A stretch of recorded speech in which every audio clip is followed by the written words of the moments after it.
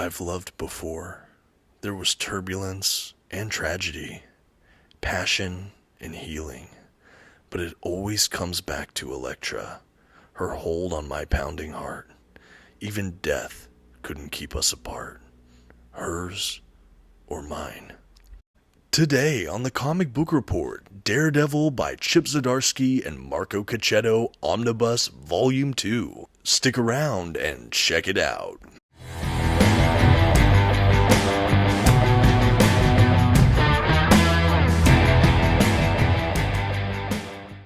Greetings everyone, my name is Dominic and today you're tuning in to the Comic Book Report, where we review comic books and graphic novels so you can get an idea of what to read. And today I can't wait to talk about my favorite comic book hero. That's right, you know we're talking about Daredevil. And recently I had the opportunity to pick up and read through Daredevil by Chip Zdarsky and Marco Checchetto. With this omnibus I finally rounded out my reading experience of the back half of this run, and what did I think about it? Well, I can't wait to talk about it. But before we do, I'd like to shout out the channel sponsor, OrganicPriceBooks.com. If you're thinking about picking up your own comic book collected editions, I highly encourage you to check out their website. You can find a link for it in this video's description, and if you see anything on their website you like, you can actually use my discount code at checkout, The Comic Book Report, to save $2 off of your order. Please note if you use my affiliate link or code to make a purchase, I will earn a small commission, but it's a fantastic way to support this channel. Thank you very much for considering. Now let's go ahead and get started with today's omnibus review. First, some quick facts about today's collection. The issues in this volume were written by Chip Zdarsky and illustrated primarily by Marco Checchetto, Raphael De La Torre, and Mike Hawthorne. The comics in this volume were published by Marvel Comics beginning in 2021. As far as what this omnibus collects, it includes Daredevil, the 2019 series, issues 31 through 36, Daredevil, Woman Without Fear, the 2022 series, issues 1 through 3, Devil's Reign, issues 1 through 6, Devil's Reign Omega, issue 1, and Daredevil, the 2022 series, issues 1 through 14. And finally, this is an oversized hardcover edition with glossy print paper stock, a sewn binding, and a total of 776 pages. At this time, I'd like to go ahead and issue a general spoiler warning. I will be flipping through the contents of today's collection and commenting on plot points throughout. You've been advised. Okay, and here's our first look at that standard edition cover for this Daredevil omnibus. Of course, we have Elektra, the Woman Without Fear, kind of falling on the cover. Absolutely love it. Now, there is a direct market cover for this omnibus. I'll go ahead and throw up a quick thumbnail so you can compare the two. I personally love the standard edition cover. It also matches as kind of an inversion of the first volume. I really just love the design aesthetic. I think it's rich in detail, love the color, and I just think it's really brilliant. I will do a side-by-side with the Volume 1 so you can see what I'm talking about momentarily, but for right now, here's a look at that spine. It retains all the same colors and fonts and everything from the previous volume, which I love to see. I think this is a really striking looking Daredevil spine. It's honestly one of my favorites, this in the Volume 1. Overall, really well done here with the design work over at Marvel.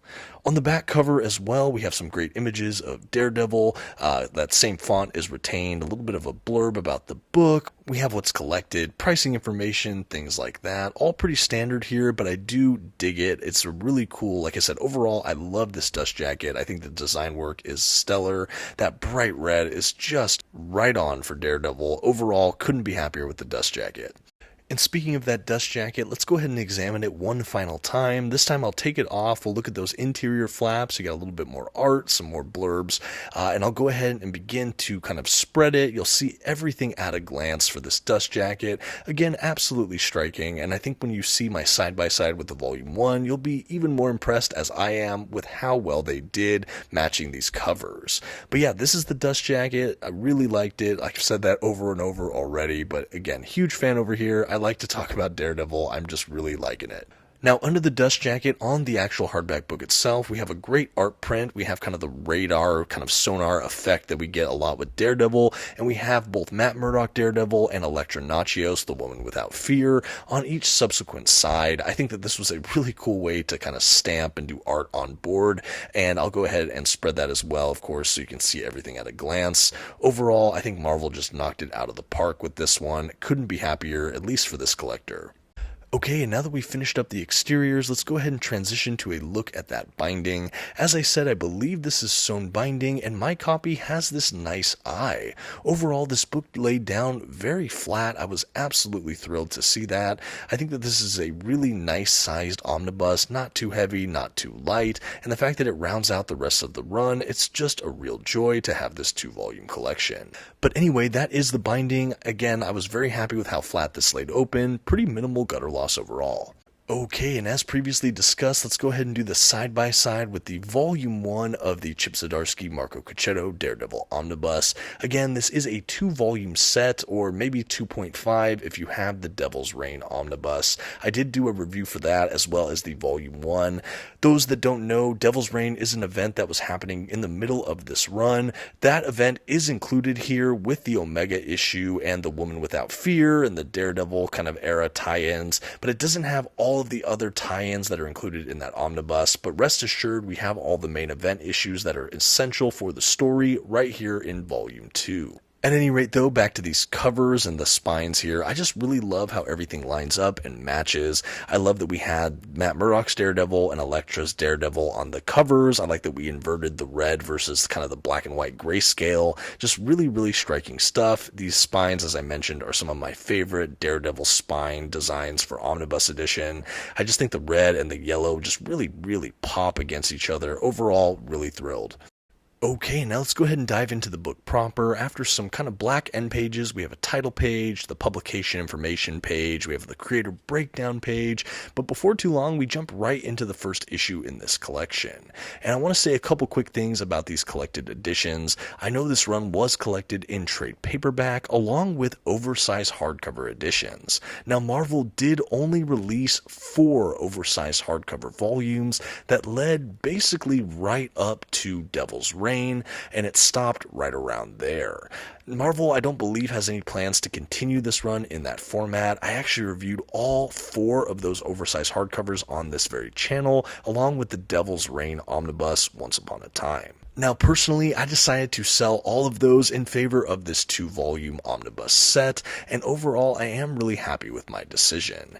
I should say the first 3 volumes of that oversized hardcover run are in Omnibus 1, and the Volume 4 did include some issues that are included in this Volume 2. I think that Volume 4 had issues 31 through 36, and maybe the Woman Without Fear issues, if I'm not mistaken. So I did read some of this previously. Those last 6 issues of the run, the Woman Without Fear, I think 3 issues there, the Devil's Reign main event issues, the Omega issue, but those last, I think 14 issues of the new Daredevil series that I think launched in 2022, that was all new to me in this omnibus, so it was really fun to finally finish out this run. Until I had this Volume 2, I hadn't finished the last bit of that Zdarsky era of Daredevil, and I can't wait to talk about what I enjoyed here and my just general thoughts on the back half of this run. So let's go ahead and talk about it. I think where this book starts out, it does start really strong in my opinion. We have Daredevil, Matt Murdock, still dealing with some incarceration and some issues that kind of carry over from the first omnibus, and we have Elektra functioning as Daredevil, the Woman Without Fear, in his stead in Hell's Kitchen. I really like this version of Elektra. We've seen a lot of different iterations of her over the years since Frank Miller created her back in, I think, the late 70s or early 80s, but this version of her I did enjoy. I like that she's kind of put down the lethal force nature of herself. She has these size that are kind of augmented. I think Tony Stark helped her out, but they're kind of blunted, so she's able to attack with them and still use them offensively without lethal potential, and I just dig that. I think her overall kind of costume design is also just brilliant. I love that it still honors kind of the Daredevil mantle while also being decidedly fit for Elektra and kind of just optimized for what she uses it for as the functioning Daredevil.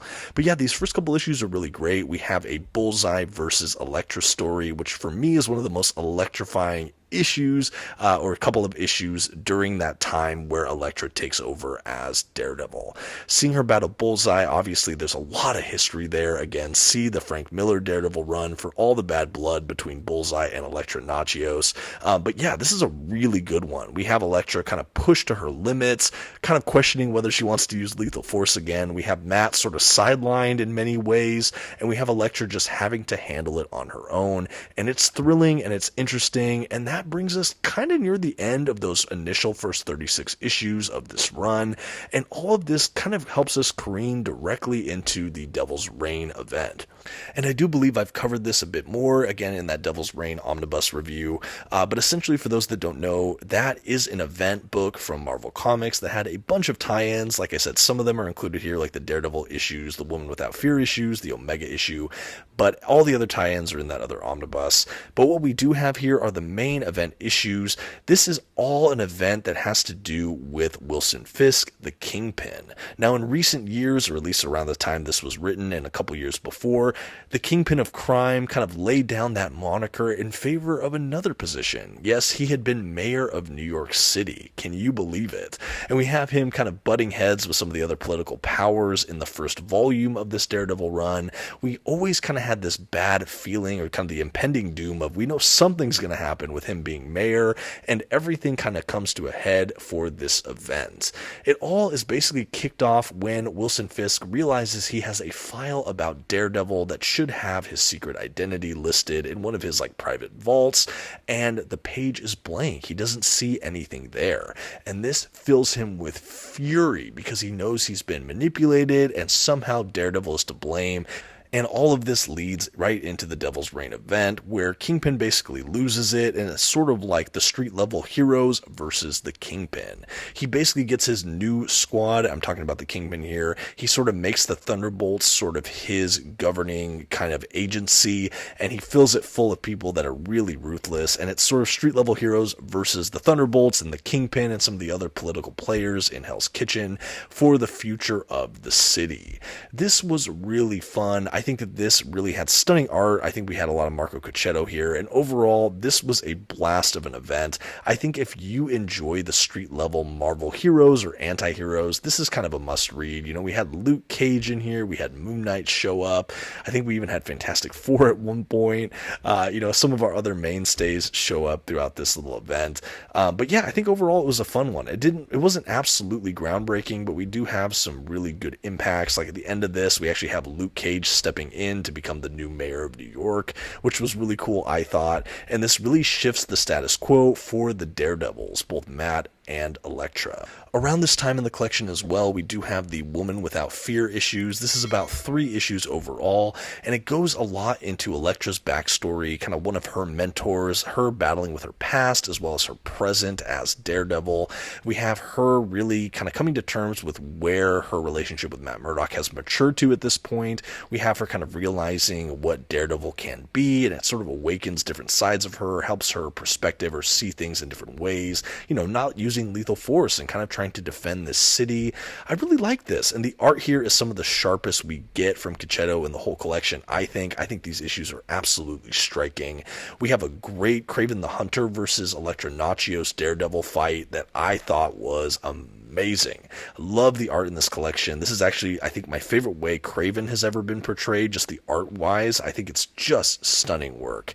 After those, I think around this time we have the Omega issue for that event as well, which is sort of an epilogue. It helps bridge the gap into the last 14 issues of this run. Of course, there are a lot of other smaller plot points in this first half of this omnibus, but I've talked about it in the Volume 4 review of the oversized hardcover or the Devil's Reign omnibus video. But I also just want to leave some for you to enjoy as well. But as we finish that era of Daredevil, we go right into those last 14 issues. And I do understand that my speaking to this is outpacing my actual flipping through the pages, but never fear, we'll catch up shortly. We're about to hit some of those Woman Without Fear issues I just mentioned. Before we dive into those 14 issues, though, I should speak a little bit more about the art direction. So we do have more artists on this book than just Marco Checchetto, but he's definitely lead artist in this collection and really in this run overall. I think he's the recognizable art style for the Zdarsky run. He's kind of the top billed artistic force of this run. run, but we do have other artists in this collection as well. I will say the other pencilers in this collection, they might not be as strong, or at least in the similar vein as Checchetto, but overall I still really like the art from even these other artists. I think they all did a stellar job, and I do think the art in this collection is a little less uneven compared to the volume 1. But yeah, the art here, again, some of the strongest moments for me are in this book. I think those Woman Without Fear issues in particular are just some jaw-droppingly beautiful art. But yeah, I think overall I don't really have anything bad to say about the art direction here. I think all these guys do a tremendous job at showing us kind of fluid motion. The environments are very immersive and detailed, which I enjoy. I think that there's a lot of grit and texture to the character models and the world by and large, but it's not as kind of abstract as some of the Daredevil runs have been in the past as far as the art direction. Like, you know how you have the painted style of like David Mack or Joe Quesada's flavor on Daredevil, or even Alex Maleev, who I really like. A little more gritty and kind of, kind of scratchy looking. This is much more kind of rounded or polished character models. But yeah, overall, a really stunning art direction. Okay, back to the story now. Again, the last 14 issues of this run is the Daredevil 2022 series, kicking off with a brand new number 1. Again, this is after the events of the Devil's Reign era, and this is really the Red Fist Saga story for Daredevil. I know this does kind of cross over with the Punisher run happening around this time. I have not personally read that content yet, but I didn't feel like I missed out on really all that much. The only pertinent detail that factors into this omnibus is, at the time, the Punisher, Frank Castle, is the lead of the Hand. Now, how that happened, I frankly have no idea. Yes, pun intended, but it's really irrelevant for this book because you have all the details you need to enjoy this title. So what is the Red Fist Saga? What's going on with these last 14 issues, which is really the back half of this omnibus? Well, it really takes our characters in a new direction. Essentially, both Matt Murdock and Elektra realize they kind of have to save the world from the Hand, which is this evil ninja kind of dark arts organization that has global reach, and they're just a real bad faction. They're led by kind of these spiritual entities that are really evil and malicious, and their followers are these ninjas that will kind of fade into smoke or evaporate when they're killed or destroyed. They're sort of undead. But anyway, the fact that Punisher is leading this group is really scary. We find out that he's actually teamed up with Elektra's old colleague or mentor, and we find out that together they're trying to bring the world to ruin. So of course, standing in the gap here is Matt Murdock and Elektra Nachios. They team back up with their old mentor Stick, and the three of them are kind of trying to chase these prophecies and try to basically save the world, change the way the world does things.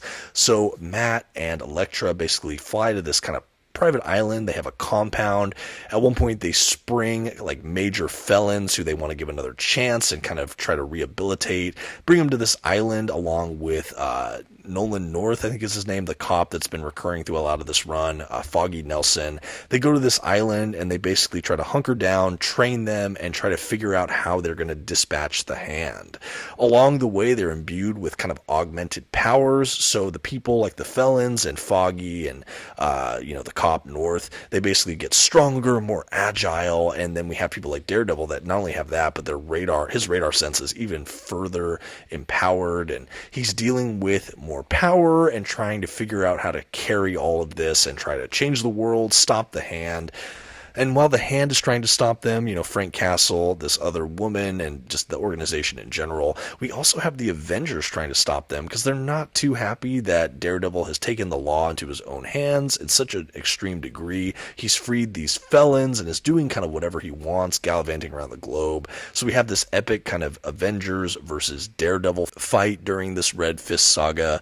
Another really important point around this time, too, is we have Kirsten McDuffie from the Mark Waid run show back up in Daredevil's life, Matt Murdock, and he's torn in this kind of weird love triangle between Kristen and Elektra, and there's this weird thing where McDuffie doesn't know that Matt Murdock is Daredevil, and Elektra is kind of betrothed to Daredevil at this point. So once again, Matt is in rare form, showing how well he is how well he does in relationships. But basically, there's this crazy train crash, and we think that McDuffie is gone. This is all prompted by someone from Matt's past who was like an old college friend who we find out has weird kind of spiritual based powers, who kind of says he's sort of puppet mastered and orchestrated parts of Daredevil's destiny, or has at least thrust him into the path of being a better hero by shaping his destiny, sometimes through traumatic events. Anyway, this guy terrifies Daredevil, and Daredevil has him in lockup at one point. But anyway, that's all happening as well. I really love seeing Kirsten McDuffie, or Kirsten McDuffie. I think I've used that interchangeably. One of those is right. Anyway, I love that they brought that character back. I would have loved to see even more from her. But ultimately, this is really showing Elektra in this run, so that's ultimately kind of where he lands. In this time, too, during the Red Fist Saga, he actually gets kind of married to Elektra, which I thought was really fun. This is also to kind of help fulfill this prophecy, to sort of have this group, the Fist, kind of take down the Hand. That is their group that they're calling themselves, the Fist. The Fist is going to take down the Hand.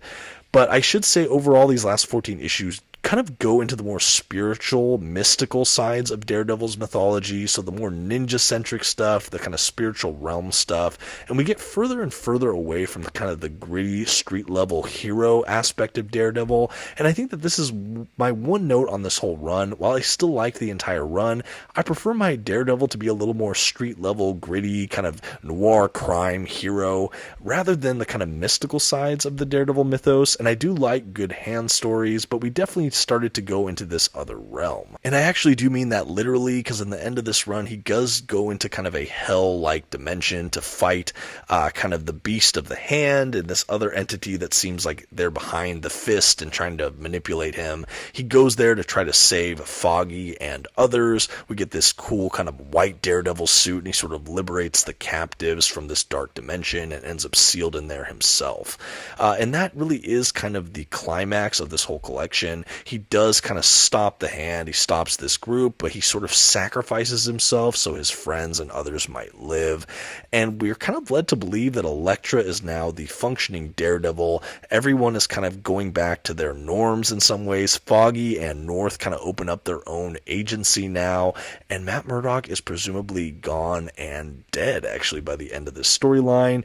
But we find out at the very, very end of the run that he appears to be functioning as someone else, a different name, with maybe no memory of his time as Daredevil, as a priest in this Catholic church. Elektra encounters them. He has no idea who she is. And shortly after that encounter, he appears to be happy and kind of embracing his religious roots. And then right at the very, very end, we have it trigger some kind of memory or something in his radar sense. And this supposedly or presumably tees off the next run, which is by Saladin Ahmed. I haven't read any of that content yet. This is the furthest and most up-to-date I've personally read Daredevil, but that is kind of the change of hands for the run at the end of this book.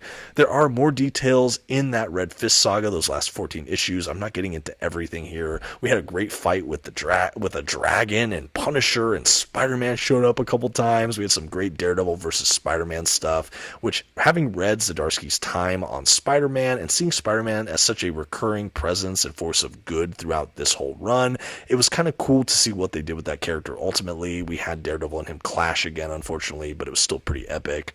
Anyway, that's really the back half of this Daredevil run from Zdarsky and Checchetto. Overall, I really liked it, but we started street-level gritty with this run, and we ended again in more of the mystical sides of the Daredevil mythos. That was my only note here that I didn't personally love as much. I still think it was really well done, but it was just different than I had expected, and for that, I actually enjoyed it, but it's just, again, it wasn't quite to my taste. I think this run maybe started a bit stronger than it ended, but overall, I was still elated to finally finish it out. I'm a huge fan of Chip Zdarsky and Checchetto both, and I think that this was another fantastic Daredevil run. At the end of the omnibus, we are treated to a handful of extras, mostly in the form of a cover art or variant cover art gallery. Some are full page, some are kind of thumbnailed, and then we have a couple kind of behind the scenes sort of pen and inked kind of drawings as well, production drawings. I would have loved to see a bit more here. I would have loved to see maybe an afterword from the creators or something else collected, because I did enjoy this run quite a bit, but I am still happy with what we got. I love seeing a lot of that art, a lot of the covers here at the back. Really good stuff. This is a run I've been so eager to finish. I know recently I've read the back half of Brubaker's run again. I've read Shadowland again when I read the Omnibus. But this was the run I was really holding out for some time because I was so close to finishing it. As I mentioned, I only had those last 14 issues. So having this in my hands and having completed it, I'm just really excited.